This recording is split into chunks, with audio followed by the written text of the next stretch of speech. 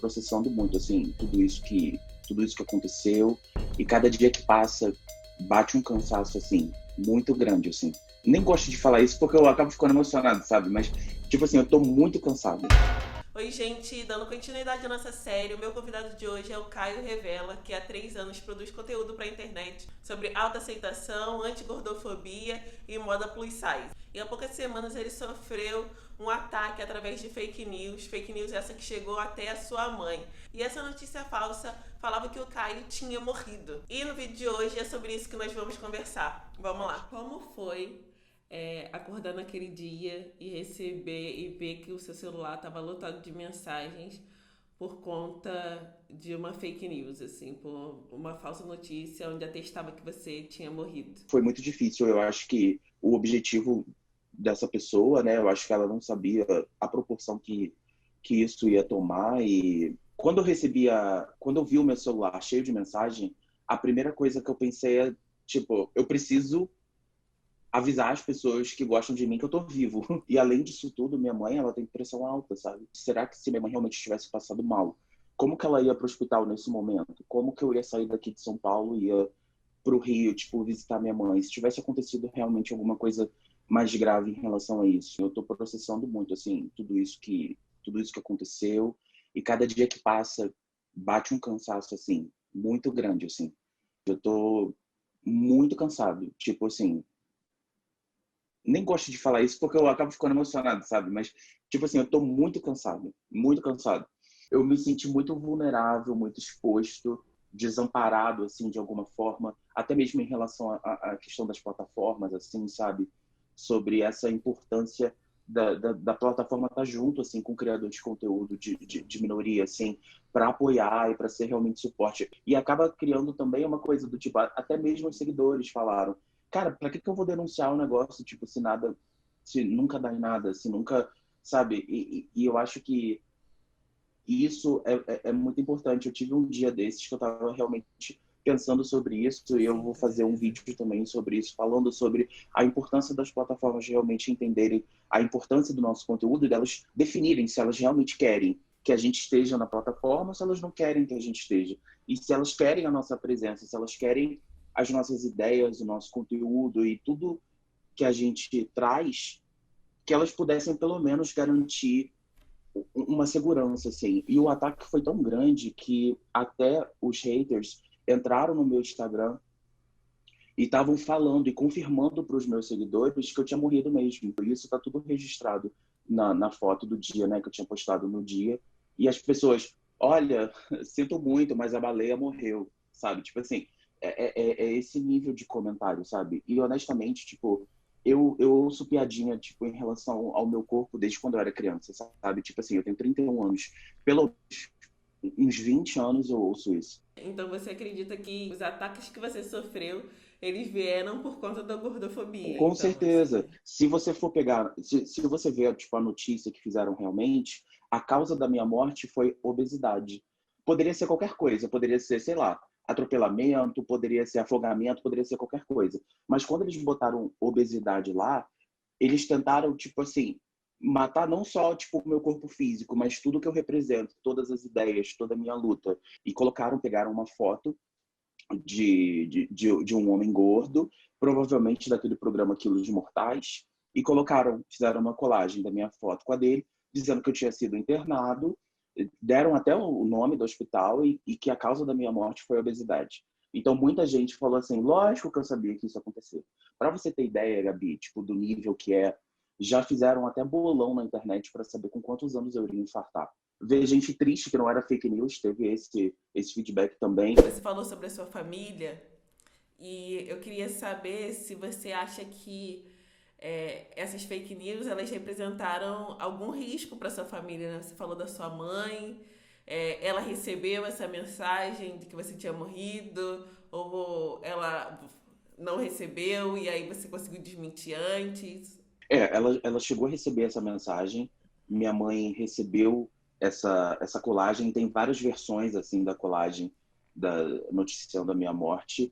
E eu não sei como isso assim, chegou a ela, sabe? Mas ela recebeu de uma amiga, porque isso começou num grupo LGBT, sabe? Essa notícia. Então, para ter furado essa bolha, eu não sei em que momento isso aconteceu, só que realmente ganhou uma proporção muito grande. Minha mãe hoje, ela não tá, tipo, nas redes sociais. Eu orientei a minha mãe, eu ajudei a minha mãe a trocar as senhas de todas as redes sociais. Eu tenho muito receio, assim, do que as pessoas realmente podem fazer nesse sentido e o quanto isso pode prejudicar muitas pessoas. Prejudicar não só a mim, não só o meu trabalho, mas prejudicar todas essas pessoas, tipo, que eu amo. Deixa eu te fazer uma outra pergunta, assim. Seu relato é todo muito forte e eu queria te perguntar mais uma coisa. Qual é a principal sequela que você vê de toda essa questão, né, de toda essa situação? A pior sequela de ser vítima de uma fake news? Eu acho que a pior sequela é você não se sentir seguro, assim. Eu, honestamente, assim, só de eu olhar o meu telefone, eu sinto uma coisa muito ruim. Eu acho que é lidar sempre com a sensação e com a ansiedade de que alguma coisa nesse sentido pode acontecer novamente e que possivelmente seja pior. E não é e por mais que eu tente entender, e por mais que eu bote a minha cabeça no lugar e eu pense assim, não, cara, se isso acontecer, você tem uma rede de apoio, você tem uma equipe jurídica e ter o privilégio disso, né? É uma questão também. E é uma questão de medo, assim, de medo, de incerteza do que pode acontecer, assim. E é sempre isso, assim. Hoje eu acordei antes da nossa gravação, aí eu entrei no telefone, eu falei assim, vou olhar e tudo mais. Sim. E já tinha ódio pra mim, assim, já tinha gente falando. E assim, não é todo dia que eu tô forte. Tem dia que eu acordo super debochado e eu quero responder todo mundo e eu quero, tipo, vamos falar. Mas tem dia que eu acordo sem força, tipo, pra tomar um banho, sabe? Tipo assim, pra fazer uma coisa, tipo, básica, pra realmente tomar banho, pra me sentir um pouco melhor. Então, eu acho que a sequela que isso mais me deixou foi realmente esse medo e sempre essa dúvida, assim, se algo pode acontecer e o que eu poderia fazer. E foi o que a gente conversou, tipo, não tem como você prever uma fake news, não tem como você, tipo, adequar o seu conteúdo para que você não seja vítima de fake news. Não tem como você, tipo, tentar ter algum tipo de previsibilidade em relação a isso, porque se a pessoa fizer, tipo, ela realmente vai fazer. Hoje em dia, minha relação com as redes sociais, eu faço meu conteúdo, eu entro, posto, saio. Entro, posto, saio. Entro, posto, saio. E é muito ruim você lidar com essa expectativa, não sei se a palavra seria expectativa, mas acho que é um medo disso acontecer de novo e de uma forma bem pior. E não é só isso, né? Tô com medo das minhas contas serem invadidas, eu tô com medo de ter a minha vida exposta, eu tô com medo das pessoas vazarem fotos minhas, eu tenho medo do número da minha mãe ser vazado, eu tenho medo eu acho que por conta da pandemia e por conta da gente estar em casa, eu não tô com esse medo de estar na rua, mas se não existisse a pandemia, com certeza eu não ia é, querer estar, tipo, na rua, achando que, sei lá, do nada pode chegar uma pessoa e me dar uma porrada na cara, sabe? Por conta de gordofobia e por conta... E, assim, não é só gordofobia que eu tenho sofrido com essa fake news. Eu tenho sofrido LGBTfobia também, sabe? Então, assim, é, é, é tudo isso também que acabou ocasionando, porque aí as pessoas começaram, os haters começaram a revirar todo o meu conteúdo, a revirar a minha vida, a revirar meus vídeos, o meu conteúdo, as minhas fotos começaram a aparecer em fóruns de ódio, e isso vai aumentando e aumentando. Vários conteúdos de ódio que tinham sobre mim na internet e tipo de lixamento virtual mesmo foram retirados. A equipe que eu tenho tipo mandou uma notificação realmente para isso ser tirado e foi um alívio assim muito grande. É literalmente você botar uma foto lá da pessoa e vamos linchar ela gratuitamente e isso fica na internet. Caio, você falou sobre sua equipe, né, incluindo a equipe jurídica. E eu quero saber de você se você pensa em processar a pessoa, se você encontrar. Mas antes de você me responder, eu quero de novo pontuar que essa é uma das possibilidades que são muito restritas, né? Ter a possibilidade de ter uma equipe jurídica, ter a possibilidade de ter muitos seguidores nas redes que acabam reverberando a verdade. Isso é um caso isolado. A maior parte das pessoas que são vítimas de fake news, elas não têm essa oportunidade de defesa. Mas me fala se você pretende processar essa pessoa, as pessoas, não sei. Eu realmente quero levar adiante, assim, tudo isso que aconteceu, porque não é de hoje, assim, desde o dia 1, desde o primeiro dia que eu produzo conteúdo para a internet sobre gordofobia, eu recebo muito ódio. E dessa vez eu acho que realmente foi longe demais, assim, tudo que aconteceu. E eu realmente quero fazer, eu acho que todo esse conteúdo, especialmente esse conteúdo inicial, já teve uma notificação, já realmente foi tirado do ar. Pô, eu quero que a pessoa realmente poste lá, né? Não falo nem isso no sentido financeiro, eu falo assim, eu quero que a pessoa fale, olha, gente, eu postei fake news, sabe? Eu quero que realmente alguma coisa seja feita nesse sentido, porque senão fica uma coisa muito aberta, senão fica uma coisa que, tipo assim, tá vendo? Isso aconteceu, foi muito ruim, ele sofreu, mas, tipo, não deu em nada. E não tem como, tipo, não tem como passar uma borracha nisso que aconteceu, e não tem como, tipo, dar continuidade, assim, ao meu conteúdo e ao que eu acredito, sem realmente ter essa quebra, sem realmente fazer valer, assim, um direito meu, sabe? Quero realmente mostrar isso. A última pergunta que eu quero te fazer é se você já tinha visto pessoas que tinham sido vítimas de fake news e como foi isso de estar nesse lugar agora? Eu acho que a gente fica muito num lugar do tipo, eu sempre fiquei muito nesse lugar. Fake news é o negócio que o Bolsonaro fez para se eleger, assim.